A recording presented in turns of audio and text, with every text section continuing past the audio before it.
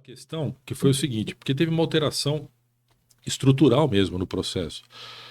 Quando entrou o E-Social, as características internalizadas pela Previdência vieram à tona. Então, por exemplo, você não pode fazer um LTCAT sem questões importantes de codificação e tudo mais. Então, isso também se sobrepôs, né? Então, por exemplo, empresas não faziam quantificação de vibração, né? Eu vi que você fez uma entrevista maravilhosa lá com o Ricardo Silva também, um amigão nosso, né?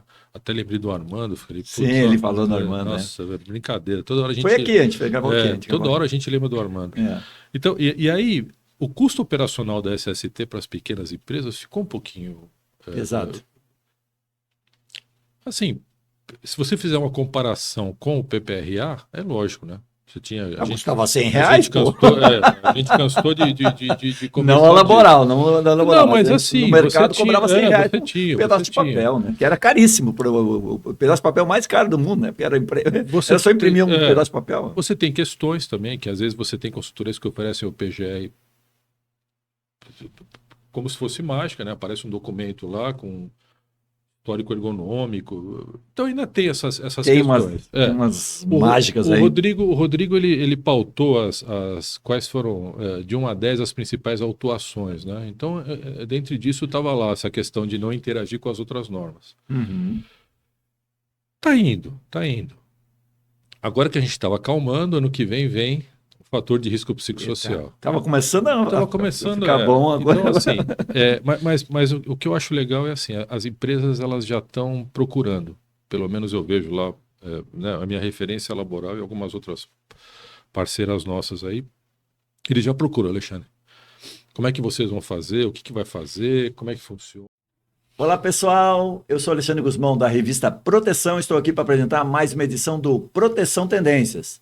Hoje, com um convidado muito especial aqui no estúdio da Proteção na Animaseg em São Paulo, o meu amigo Jorge Charrudi. O Jorge é engenheiro de segurança, engenheiro ambiental, engenheiro biomédico clínico, tem pós-graduação em ergonomia e pós-graduação em higiene ocupacional. Ele é consultor, trabalha numa grande consultoria, a Laboral, em São Paulo, e nós vamos falar sobre temas importantes, especialmente para as empresas de consultoria e pequenas empresas que precisam também dos atendimentos de segurança e saúde do trabalho. Depois da vinheta, conversamos com o Jorge.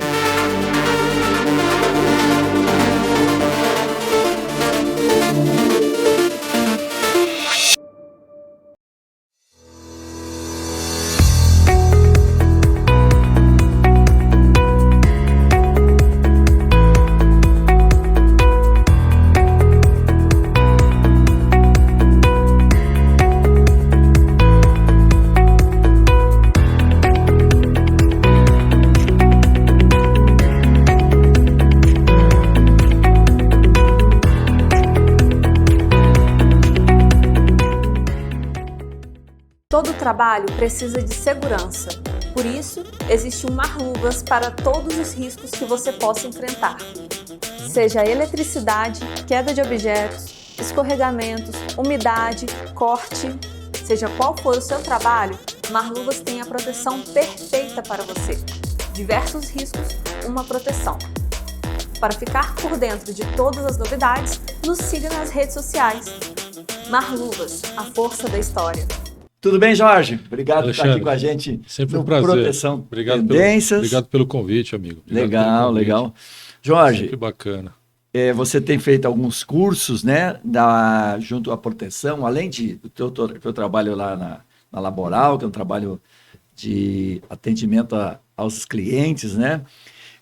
E o tema do momento é os riscos psicossociais dentro do PGR, né? Você já está com um curso rodando aí, com muito sucesso, muita participação. E eu queria falar exatamente sobre essa questão. Porque, de uma maneira geral, o que mais me preocupa em relação aos riscos psicossociais é a aplicabilidade dessa norma, né? desse novo texto da norma, para as pequenas empresas, né?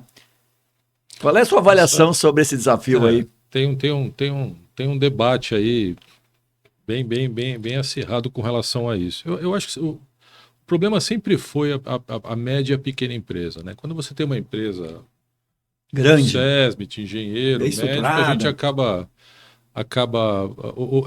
sendo um facilitador. Então você acaba, né, administrando várias reuniões, implanta lá um processo, dá sequência. O problema da média e da pequena já começa pela precificação. Então, assim, eles ficam apavorados, né? Quanto eu vou gastar, como é que vai fazer, o que tem que fazer. E às vezes, porque uma das questões que a pergunta principal que chega nos canais de atendimento, até pela proteção também, às vezes, com os cursos que a gente dá, né, de PGR. Teve o seminário que a gente fez lá na sim, Ex-Proteção, que foi se debater algumas coisas, né? Eles perguntam o seguinte: onde está escrito e quanto eu vou gastar? A pequena empresa precisa ter a norma prevista Precisa legalmente, ter. né? Então E de preferência, o quanto eu vou gastar e não precisar fazer muita coisa também, né? Vamos fazer assim para cumprir tabela, né? E é mais ou menos isso. Ainda a gente tem aquele critério meio arraizado do processo cartorial. Então, o pânico deles é o seguinte: eu preciso de um documento. Me dá um pedaço de papel para quando vier um auditor fiscal aqui na minha empresa, eu apresento para ele. Auditor fiscal, é isso aí. E aí você tem assim, uma pequena empresa ou em torno de 30 funcionários, empresas em torno de 5 funcionários. Sim, uma pequena padaria, você fala posto da de gasolina, né? Posto de gasolina, padaria, vocês têm muitos, né, clientes, né? Pequenos restaurantes aqui no centro, onde centro de São Paulo. Você tem restaurantes assim... 10 funcionários. Eu acho que dá para a gente botar uma média de 10 a 15 funcionários. Certo. Então aí como é que você... A primeira coisa é o sigilo. Como é que eu aplico um questionário com uma equipe de 10 funcionários? Primeiro que eu acho importante dizer o seguinte, né? Você teve um debate longo com isso, né? Quando surgiu essa questão dos fatores de risco psicossociais, teve uma demanda e uma série de informações que fugiam um pouco do que foi preconizado pelo Ministério do Trabalho. Então, primeiro você define os fatores, né? Se é que existem fatores estressantes, para depois você trabalhar os funcionários. Aí é que começa o problema. Então, eu acho que a primeira questão é assim, o sigilo. Como é que a gente vai manter o sigilo desses colaboradores? Tem setor, Alexandre, que tem dois funcionários. Sim. Então, assim, é lógico que vai saber, não tem como. Então, a abordagem... não pode ser só baseada no questionário. Talvez você tenha que usar uma outra... Em alguns casos nem dá para aplicar um nem questionário. dá para aplicar. E outra coisa, às vezes o trabalhador ele tem uma limitação também. Então ele lê perguntas que ele não consegue interpretar direito. Sim. Então não adianta você simplesmente passar um... Eu acho que o grande, talvez, trabalho vai ser isso, né? Porque a pessoa está achando o seguinte: olha, vou elaborar um trabalho, você tem lá... Copenhagen, ProArt, enfim. HSE. Então, eu vou aplicar esse formulário, vou pegar o resultado, gerar um gráficozinho lá e mandar para a empresa e acabou. Então, não é bem assim. A gente sabe que não é bem assim. O Rodrigo vem, né? O Rodrigo Vaz, o Rodrigo ele vem que é auditor do Ministério do Trabalho, né? Ele vem acrescentando muito, né? Vem esclarecendo muito, isso está ajudando muito. O Mauro Miller também, né, ajuda muito com as questões, tira uma série de dúvidas. Então eu acho que está começando a ficar um pouco claro de que essa questão é relacionada à empresa, não ao trabalhador.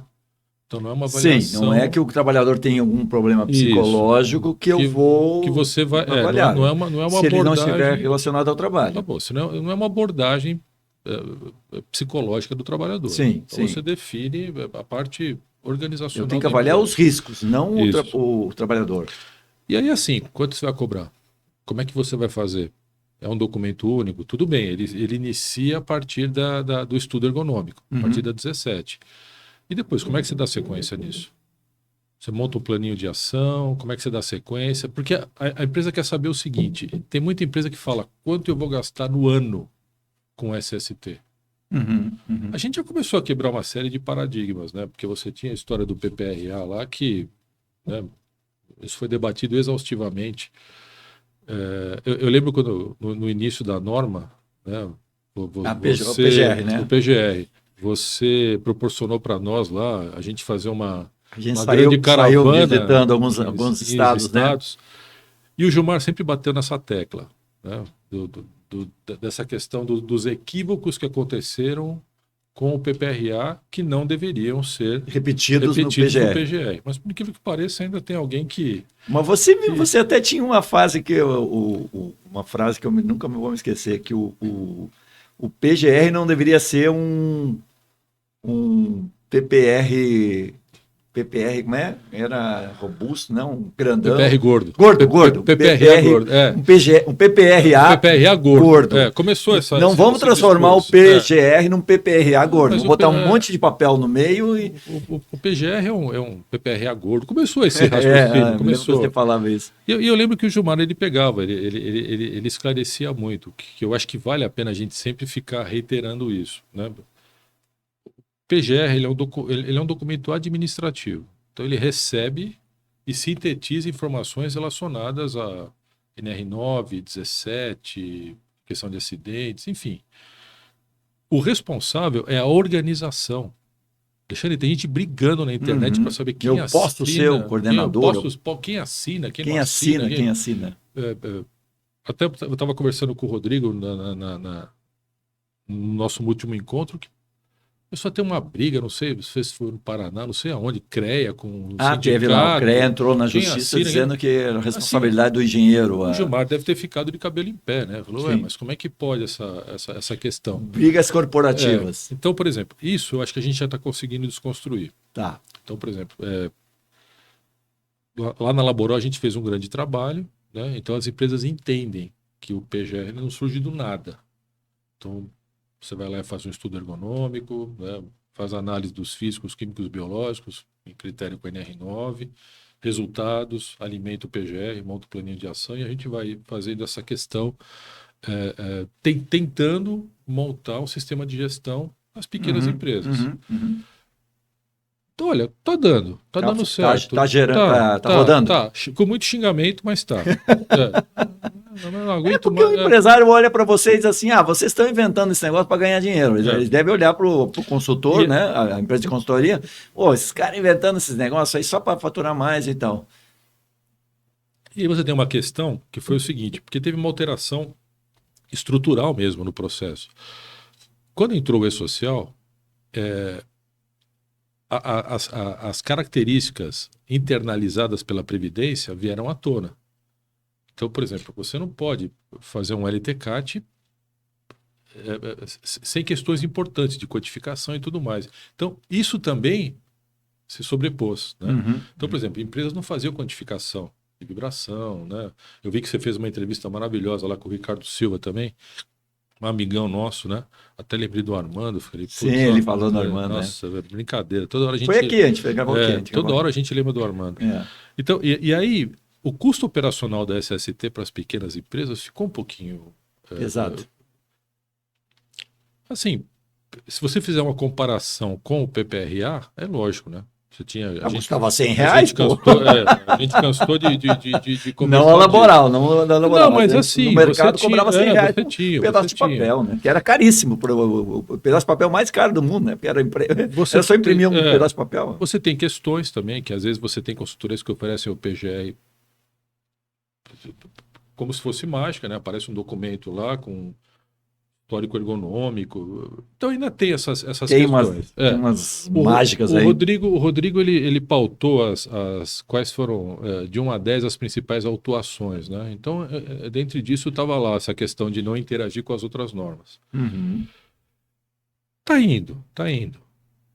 Agora que a gente estava acalmando, ano que vem fator de risco psicossocial. Estava começando a ficar bom agora. Então, assim, mas o que eu acho legal é assim, as empresas elas já estão procurando, pelo menos eu vejo lá, né, a minha referência laboral e algumas outras parceiras nossas aí, eles já procuram, Alexandre.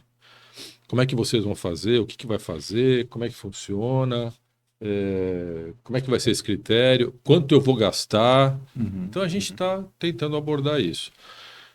Eu acho que a questão do sigilo para pequena empresa vai ser complicado. Vai ser complicado. Vai. Eu tenho uma tese, Jorge, eu não sei se eu sou meio maluco, mas eu tenho uma tese que eu tenho procurado pensar nela e eu acho que teria sentido. Eu tenho uma tese que o risco psicossocial é tão complexo no sentido de como enfrentar, que nós deveríamos fazer um escalonamento da implementação disso. Começar com empresas com determinado patamar de trabalhadores, depois indo para enormes, né? Mais de 10 mil, depois a mais de 5 mil, depois mais de 1.000, e depois chegar no cara que tem 10 trabalhadores. E eu estou falando isso no escalonamento, porque a gente poderia aproveitar a experiência das grandes empresas e introduzindo... Não, entendi. Fazer um... Claro que isso aí é uma ideia que não tem sentido, mas assim... porque o que eu acredito é o seguinte...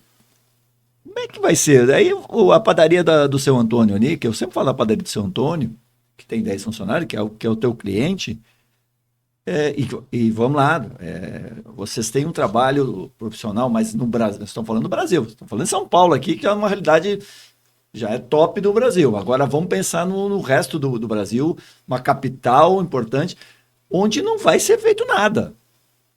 E o que vai acontecer? Essas empresas vão estar ilegais perante a norma. E isso me assusta.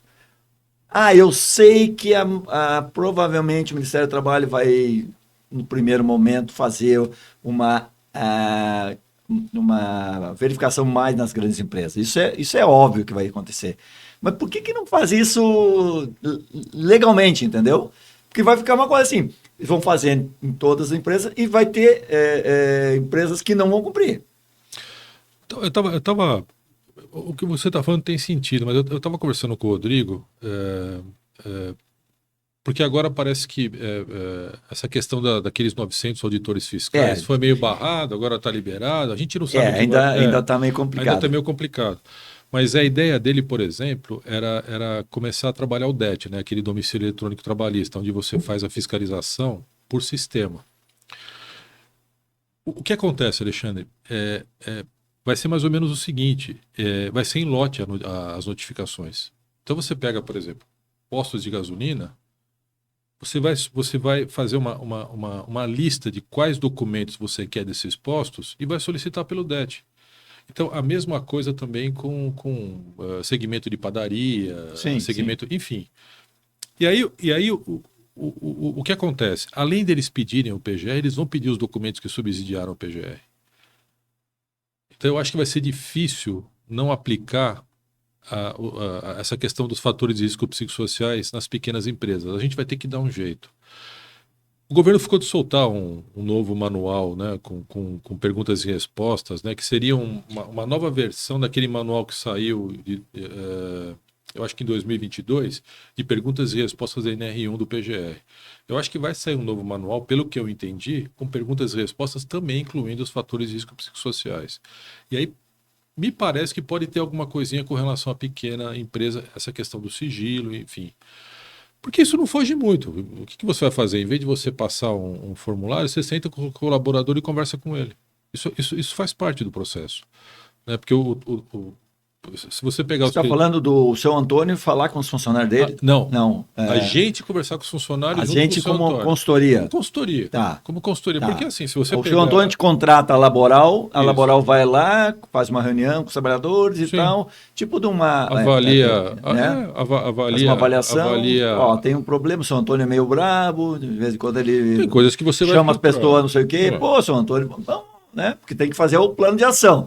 Chamar o seu Antônio, porque não é só pegar e descobrir que o seu Antônio é meio tem coisas deslocado lá e reclama não sei o que e tal. Tem coisas... Só para reforçar, porque parece que eu falei negócio de escalonar e tal, porque eu acredito que as empresas têm muito a ganhar com elas avaliando isso no sentido de ambiente de trabalho, qualidade de vida no trabalho, retenção de talentos, uma série de coisas, se abordar essa questão de uma maneira...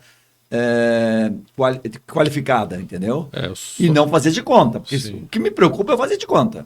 Fazer de conta que existe. Eu só acho que não pode esbarrar na avaliação pessoal do trabalhador.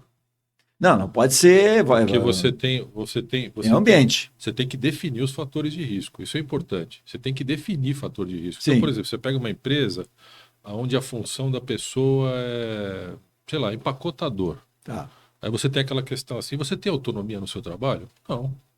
Eu não posso resolver que um dia eu não vou empacotar, não posso... Então, assim, tem coisas que você tem que fazer um pouco de filtro.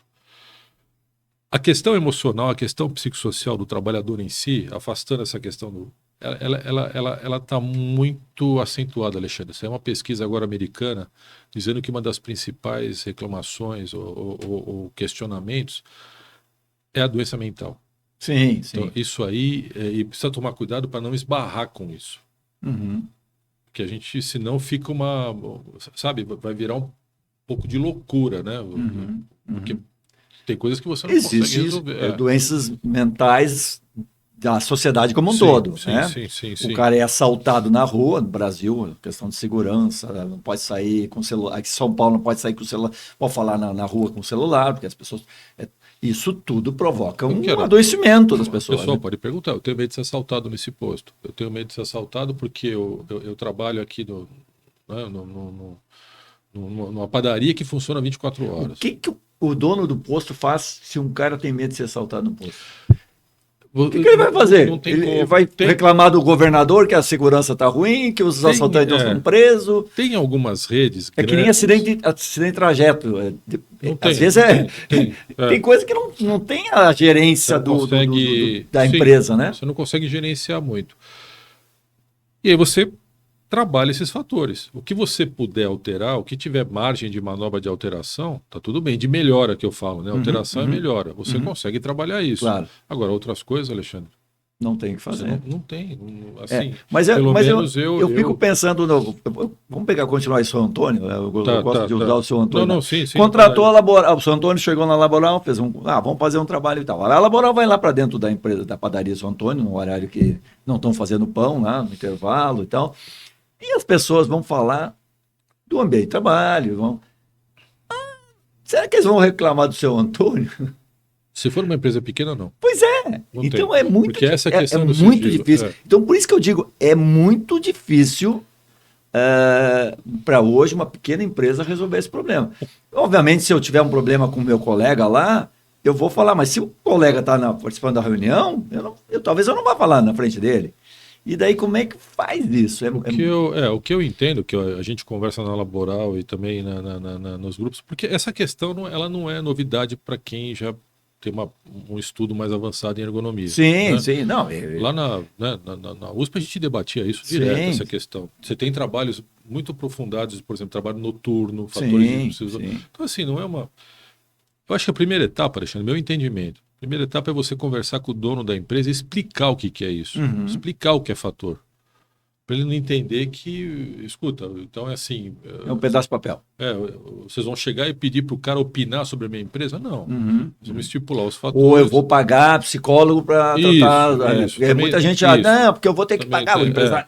Agora tem que pagar psicólogo para os meus trabalhadores. Não tem nada a ver com isso. No começo as pessoas acharam. No começo as pessoas acharam que ia ter que contratar psicólogo, que ia ter que fazer terapia de trabalhador e tudo mais. E aí... foi desconstruído. Pode até ter um caso que vai precisar do apoio, mas aí você pega empresas grandes, né, Alexandre? Mas decorrente de problemas que digamos, no plano de ação, eu tenho que avaliar algumas coisas. Pode até ter casos que eu vou precisar dar uma ajuda. Você pode auxiliar, mas não é a essência principal dessa questão do fator de risco psicossocial. Porque é um fator gerado pela empresa. Se você determinou que esse fator está relevante para adoecer trabalhador, você tem que trabalhar esse fator. O fator e não o trabalhador. Tem que trabalhar esse fator. Você tem que resolver não tratar o trabalhador. Você tem que resolver esse fator. Resolve o problema e não a doença, né? É por aí. A doença já está... É por aí. Eu acho que vai ser um desafio. Se é que não vai ser adiado de novo, né? Também tem essa... Já me perguntaram isso em alguns e-mails. Você acha que vai ser adiado? Eu acho que não. Você também tem contato lá, mas já teve um tempinho significativo para amadurecer, já tiveram vários esclarecimentos, vários cursos de esclarecimentos. O Mário está com curso também, o Mário Bonciani, né? Está com curso da proteção, esclarecendo direitinho com uma série de parceiros. Não tem muito sentido também de postergar. O que eu vejo também, Jorge, é que um indicador importante, talvez seja fundamental, seria o adoecimento. A gente olhar lá na ponta da Previdência. Dá para saber. Só que daí, o que eu vejo assim, O que vai acontecer? As pessoas vão entrar com benefício, né? Por estresse e tal, por qualquer adoecimento. Sim. E daí, como é que fica essa questão da ligação, né? Se é ocupacional ou se não é ocupacional. Mas a Previdência pode vincular como nexo técnico. Tá, mas ele não, digamos, acho que não tem epidemiologia para dizer, não, a padaria, se o cara... O NETEP tem muito isso. Padaria fica adoecimento mental ou não, né? Tem essas coisas. Essa questão do NETEP, a Previdência, de repente, ela enquadra e você tem que se defender.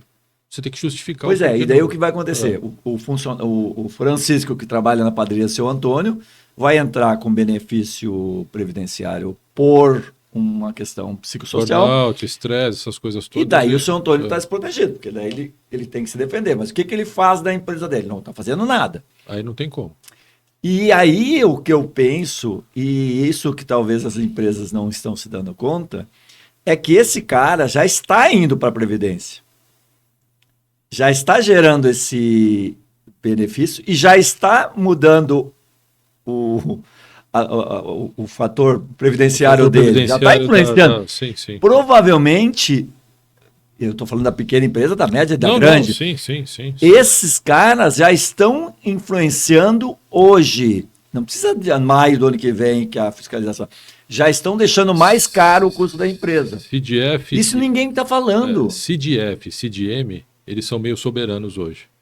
Afastamento por doença mental, transtorno mental e muscular, até vinculado a transtorno mental, né? As pessoas que têm dor no ombro, tá tudo travado e tudo mais. Mas o CDF hoje é predominante. E se eu não tenho como defender, não foi aqui, que não foi na minha empresa que ele ficou. Ah, mas não foi por quê? Se você não avaliou os riscos da empresa, você não tem como dizer que não foi. Então a empresa já está exposta há muito tempo. É que agora a porteira abriu, né? Ficou mais clara essa situação. Conforme você vai... Essa questão da NR1 trouxe isso, né? Trouxe à luz uma série de questões. Você não avaliava risco de acidentes, como a gente avalia hoje, dentro da NR1. Não avaliava, Alexandre. Você não avaliava. O foco era físico, químico e biológico. Tinha, não tinha, acabou. Não tem risco existente. Então, assim, essa lebre levantou.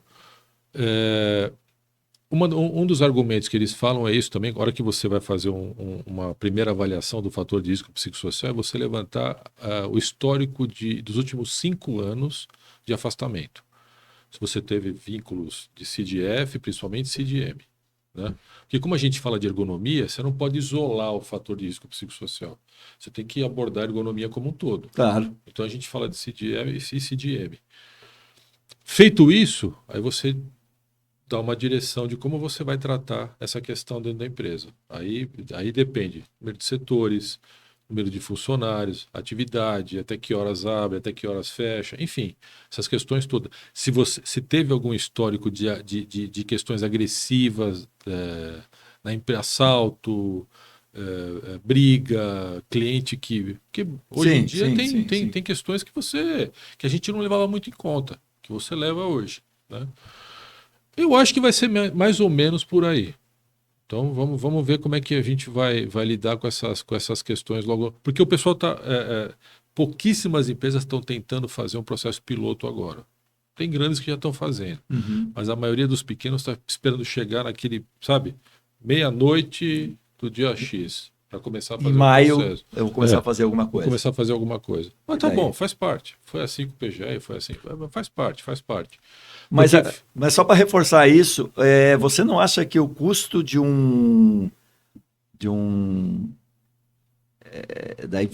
da contaminação do seguro acidente de trabalho com esse adoecimento vai custar mais caro para a empresa do que a multa que ele eventualmente receberia? As pessoas estão preocupadas com a multa. Mas, Alexandre, se você perguntar para as empresas, a maioria não sabe o que é o FAP, não trabalha, não faz gestão de FAP. Eu faço para algumas empresas, não sabem nem o que é. Mas o que eu quero dizer é que eles já estão pagando, entendeu? Estão pagando Já estão. Então, acho que nessa argumentação, talvez, eu consiga mostrar para o dono da empresa que o segmento se eu olhar lá o histórico dele, e só aqui teve o caso do Francisco lá. Que é o segmento, porque é o segmento. Enfim, você tem uma avaliação individual, é uma avaliação por segmento. Sim. Né? Então, assim, o segmento pode estar sendo penalizado também. Sim. por essas questões. Mas se eu tiver casos específicos, aí liga o sinal vermelho, porque se eu já tinha o Francisco aquele já foi lá, entrou em benefício e tal, e contaminou, na verdade, contaminou todos os são 3 anos, né? E uma coisa são 3 anos para frente, né? E uma coisa que eu acho é assim, até sair. Uma das coisas que você tem que avaliar também eu não gosto de falar de nível intelectual, mas o nível de entendimento de trabalhador. Certo. Porque você tem aquela questão do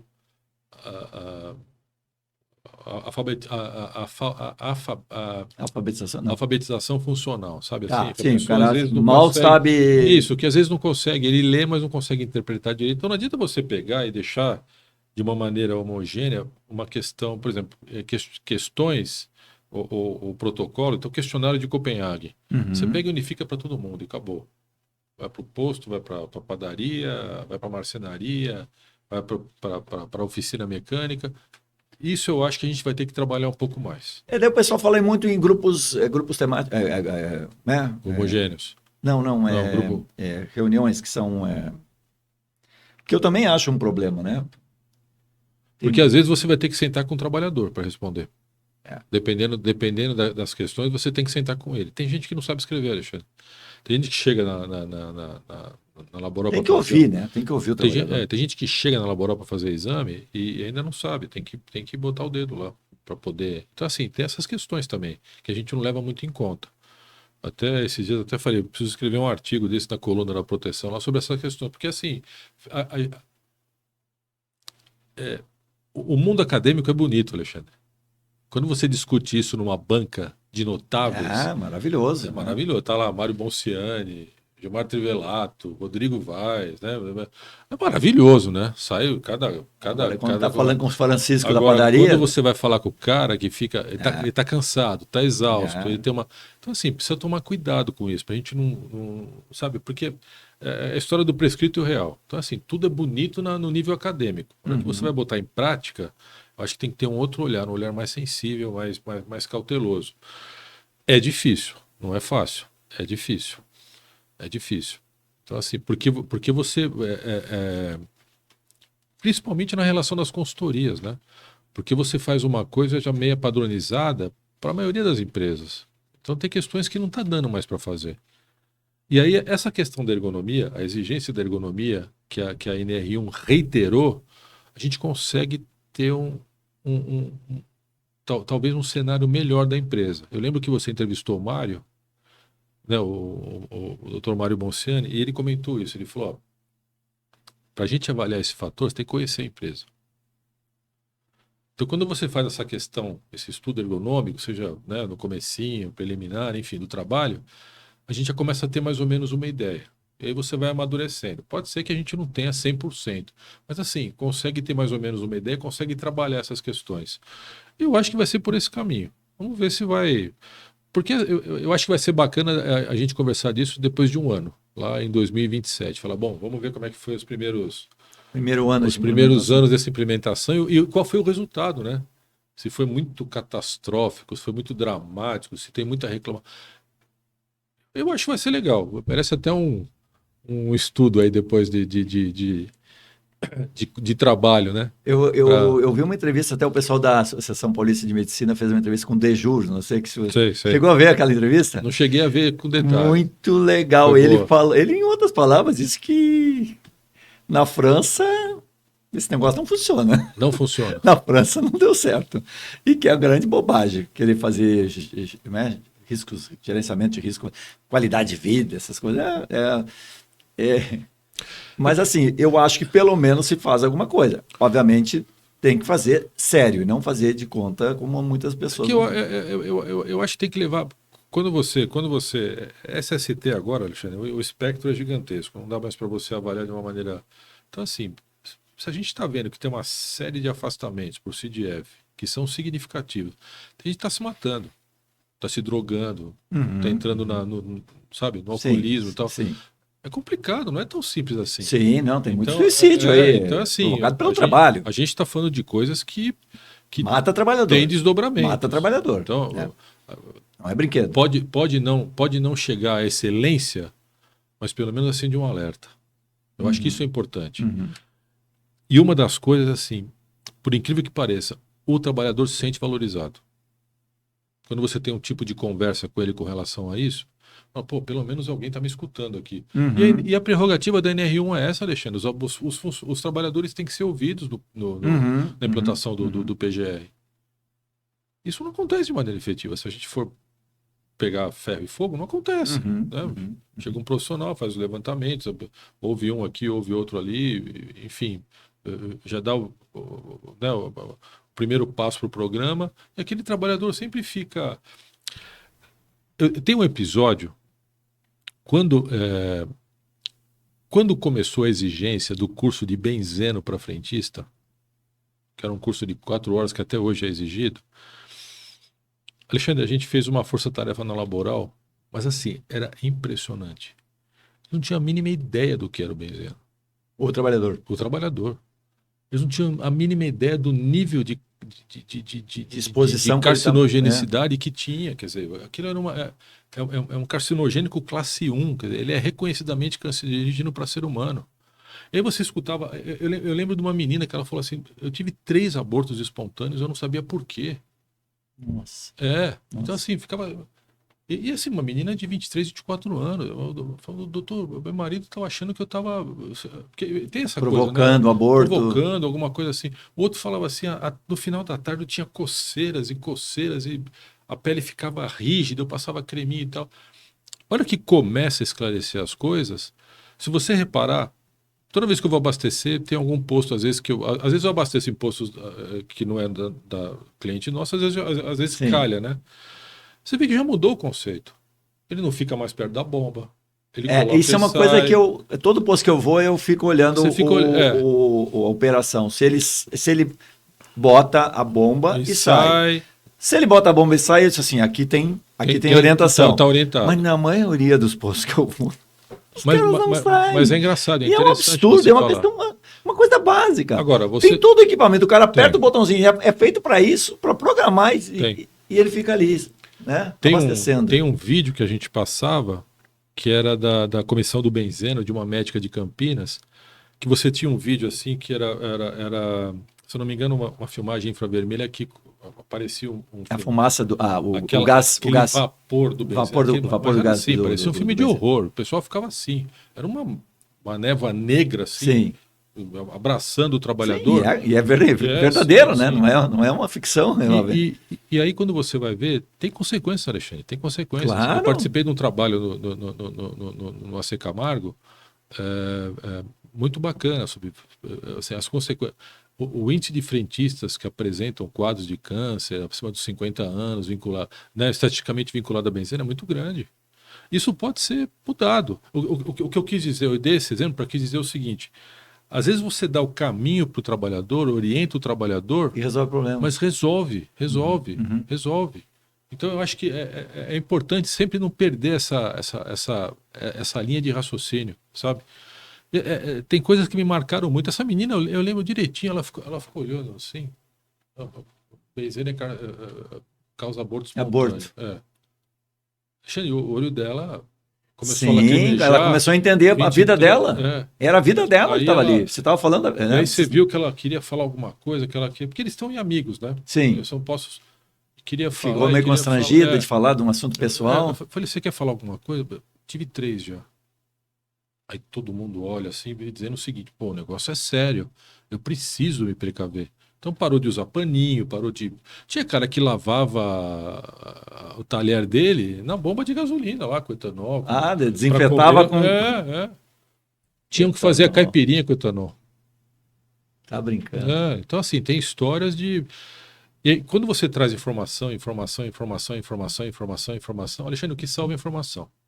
Se a gente está achando que vai pegar um documento desse aqui, cartorial, bonitinho, capa colorida, assinatura, né? O risco físico com corzinha, químico com corzinha e tal, entregar na mão, não resolve. Não resolve. É difícil? É difícil. É difícil. Não estou falando que é fácil, porque parece que eu estou falando aqui da laboral também. A gente está há 30 anos tentando atravessar obstáculos. Então, assim, é difícil. Só que eu acho que se você não entender que, no final das contas, a gente tem que tratar trabalhador, tudo isso que nós estamos discutindo aqui, no final das contas, é trabalhador. Claro. Trabalhador, organização. Então, eu acho que é mais ou menos isso, né? Vamos ver, a experiência que a gente está tendo na implantação do PGR está indo boa. Vamos ver. Eu acredito que... Você quer saber? Eu estou curioso para saber como é que vai ser os primeiros retornos dessa questão dos fatores de risco psicossociais. Né? Então, eu estou... E quando a gente conversa com a empresa, uma das coisas que a gente alterou na Laboral foi o seguinte: o departamento comercial é só técnico de segurança.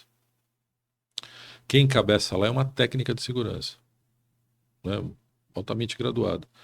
Então, nesse processo, por exemplo, quando a pessoa liga para pedir um orçamento, ela já explica. O cara, assim, ele fala, pô, agora eu entendi. Se não é um vendedor, é um profissional que está falando sobre... Agora eu entendi. Débora, onde está escrito isso? Michele, sabe essas questões, né? Ó, tá aqui, é assim que funciona e tudo mais. Isso ajuda bastante. Porque ele entende que não dá para surgir com papel do nada. Né? Eu acho que vai... Vamos ver, tô curioso. Acho que depois a gente vai fazer um... E grande parte dos problemas, eu acho que no momento, eu acho fantástico nós estamos implementando esse tema, porque eu acho que grande parte dos problemas, os riscos psicossociais, são ligados à forma de chefias abusivas, o cara que... Sim. E muitas vezes esse chefe abusivo, que né? Já não estou falando da padaria São Antônio, que o São Antônio é o chefe. Sim. Mas até se o São Antônio se der conta que talvez ele, revendo a forma de trabalhar, ele vai ter funcionários mais felizes e tal.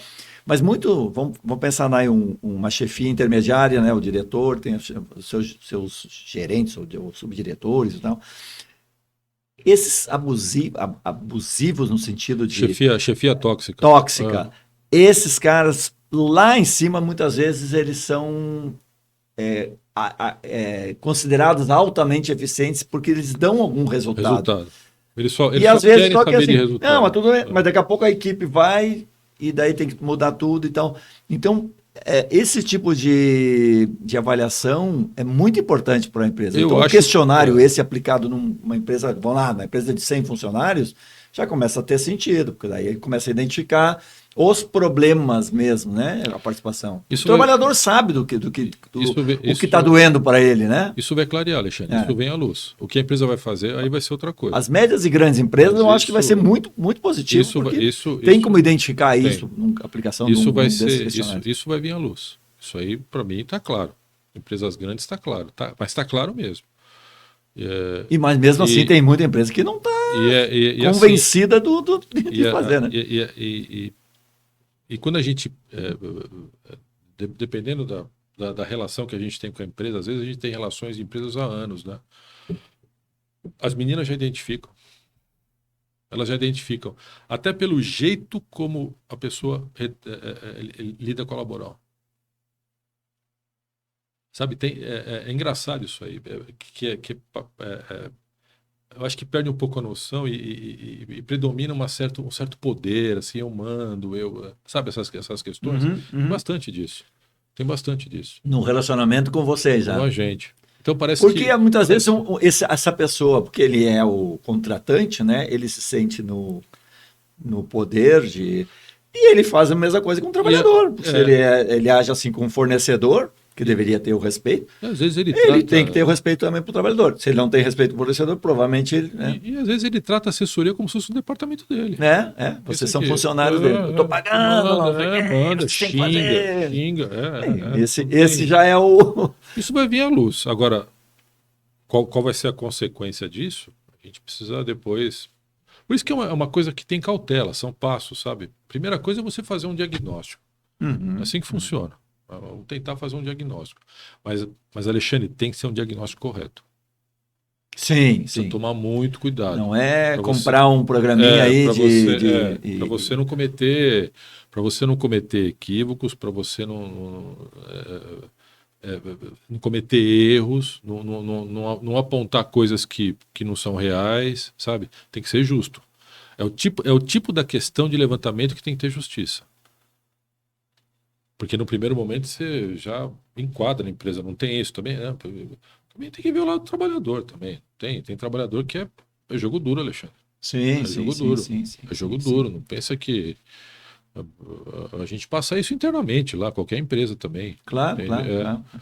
Tem bons trabalhadores e maus trabalhadores, como Sim, tem sim, boas sim, empresas sim. e más Então empresas, eu né? acho que essa avaliação, a princípio, o que eu comentei com as meninas lá, com a equipe da Elaboração, vamos tentar ser justo.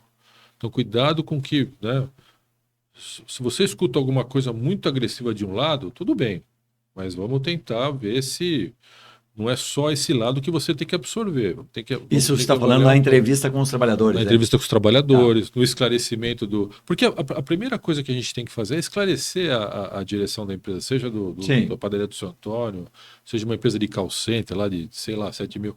Você tem que esclarecer qual vai ser o processo de avaliação. Tem que esclarecer. Uhum. Às vezes essa avaliação pode demorar meses, Sim, sim, sim. entendeu? É por isso que a Porque o empresa não certo. pode esperar É, maio para começar a fazer o trabalho. O trabalho é, já tem que estar andando. o certo seria fazer uns pilotos agora. Mas, Sim. enfim, você sabe como é que funciona, né? Primeiro, eu acho que o que pega maior é assim, é custo. Se você virar para o cara e falar, vou te fazer de graça, então pode começar já. Mas, Então, mas Jorge, eu não consigo entender. Vamos lá. O empresário que. Eu não estou falando de cumprimento de norma, eu estou falando de envolvimento do meu time. Para ter um time melhor, qualidade de vida, qualidade de ambiente de trabalho melhor, o empresário tem que perceber que é por aí o negócio. Se eu consigo sim.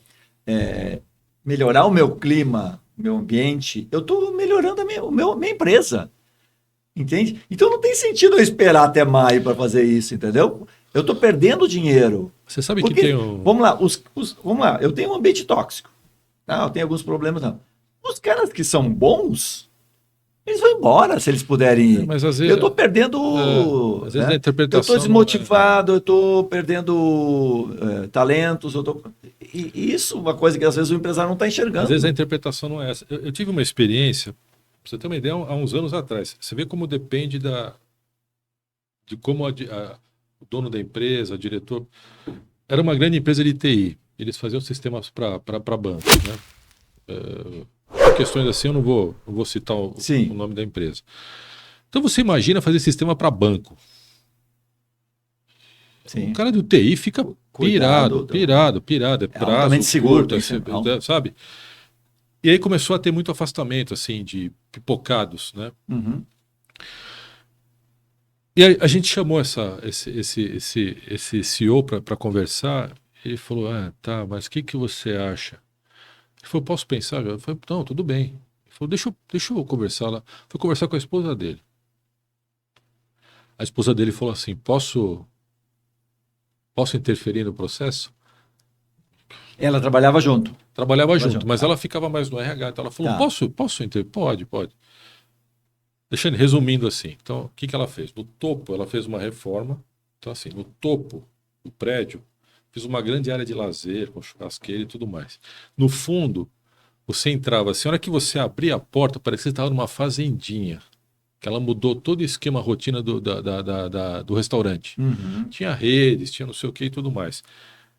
Se eu não me engano, toda quarta-feira tinha um procedimento, um evento lá para os homens. Tá. Né? Você tinha lá um churrasquinho, happy hour e tal. E toda sexta-feira, manicure e cabeleireira para as meninas. Tá. Mudou o clima. Pequenas coisas que custavam mudou quase o nada. Clima. Mas sabe o que é mudou o clima? A gente até debate isso às vezes. Eu acho o seguinte, eu acho que o trabalhador se sentiu valorizado. Sim, sim. Alguém está... Né? E assim, que custo é esse para a empresa? Quase nada. Perto do faturamento. Uhum. E assim, por incrível que pareça, a gente foi acompanhando durante anos, nos primeiros meses já foi tendo melhorou sensivelmente. Porque a hora que o pessoal ia passar no exame médico, comentava com o médico, quando ia fazer lá o periódico, alguma vez, nossa, mas legal, a gente está fazendo isso, faz aquilo e tal. As meninas já saem com o cabelo arrumadinho, unha pintada de sexta-feira e tal. Mudou todo o esquema. Então, assim, é um exemplo que parece bobo a gente falar, sim. mas você vê, uma pessoa às vezes sensível, né? Que identificou algumas coisas legais para valorizar os trabalhadores. Falou, esse trabalho aqui de TI, de programador, é barra pesada. Sim. Então deixa eu tentar ver se eu consigo... De vez em quando ter se eu consigo, dentro desse contexto, incluir alguma coisa um pouco mais prazerosa. E Sim. deu certo, deu certo. Até hoje eles estão lá. Até hoje. Eu achei bacana demais isso aí. E funciona. Eu acho que a história é essa. A curiosidade que eu tenho é isso. A hora que você pegar um resultado e levar para uma empresa. Falar, tá aqui o resultado. Podemos trabalhar, dar sugestões. E tem tantas coisas, né? Tem a brigadas de auxílio, que é Tem. tipo uma brigada de emergência para acolher, porque às vezes né, as pessoas precisam desabafar para alguém. Tem. E às vezes o cara vai para a empresa cheio de problemas. Não tem nada a ver com a empresa, mas ele chega. Ele tem que ter alguns áreas de escapes, né? Ele vem cheio de problemas de casa, porque a pessoa é uma só. Né? Por mais que o risco não seja gerado na empresa, ele vai estourar na empresa, porque esse cara vai estar mal-humorado, não sei o que, daqui a pouco o colega já vai se... Né? Então, às vezes tem que ter momentos, espaços de esse exemplo ficou na minha cabeça, sabe? É bem interessante. Foi há anos atrás, nem se falava disso. O que alertou foi o excesso de atestados, né? Sabe? Atestadinho de estresse, CDF, estresse, não sei o que, aí levantou a lebre. São coisas que você pode trazer, né? Até exemplos.